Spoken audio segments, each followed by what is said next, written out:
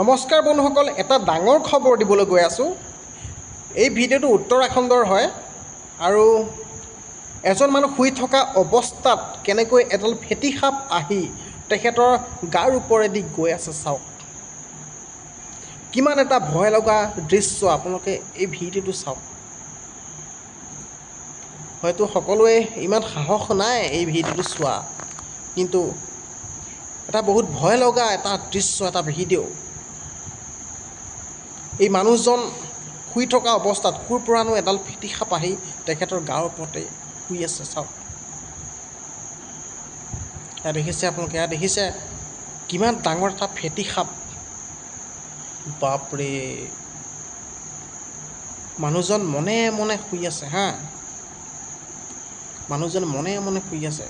যদি কেনেবাকৈ মানুহজনে লৰালে তেতিয়াহ'লে কিন্তু যমৰ ঘৰ যে পাবগৈ খাটাং।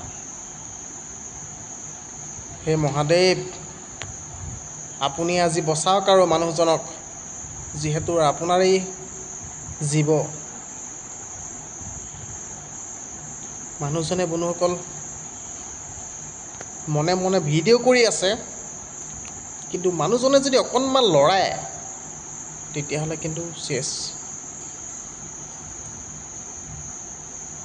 দেখিছে কিমান ডাঙৰ, বাপৰে। এই ভিডিঅ'টো কিন্তু বেলেগ সৰু মানুহ হোৱা হয় কিন্তু তিনি বিচুতি খালে হয়, কি হ'ল হয় হয়তো ঠিক নাই।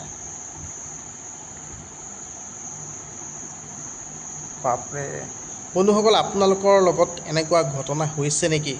আপোনালোকে মোক কমেণ্ট বক্সত জনাবচোন। আৰু সাপৰ পৰা কিন্তু বহুত সাৱধান দেই। আমাৰ ঘৰৰ ল'ৰা ছোৱালী আৰু আপোনালোককো কৈছোঁ, সাপৰ পৰা সদায় সাৱধানে থাকিব, কাৰণ সাপৰ নিচিনা বিষ আৰু বেলেগ কোনো জীৱত নাই। একদম মোৰতো বিৰাট ভয় লাগে সাপলৈ, মইতো একদম আঁতৰতে আঁতৰ।